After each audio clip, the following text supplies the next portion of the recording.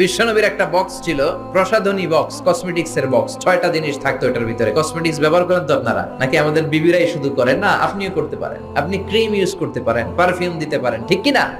6টা জিনিস থাকতো বিশ্বনবীর কসমেটিক্স বক্সের ভিতরে। 1 নম্বরে থাকতো চিরুনি, 2 নম্বরে থাকতো অতুর মানে আতর, 3 নম্বরে থাকতো টুথপিক মানে দাঁতের খিলাল, 4 নম্বরে থাকতো অলিভ অয়েল ছোট্ট তেলের শিশি, 5 নম্বরে থাকতো সুরমাদানি, 6 নম্বরে থাকতো পারফিউম আতরের বক্স। চিল্লায় পড়েন আল্লাহু আকবার।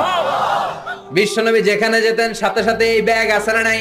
যেখানে মেসওয়াক করা দরকার ওইখানে করতেন, যখন আতর লাগানো দরকার আতর লাগাতেন। বিশ্বনবীর সাথে দেখা করতে হাজার হাজার মানুষ আসতো দূর দূরান্ত থেকে।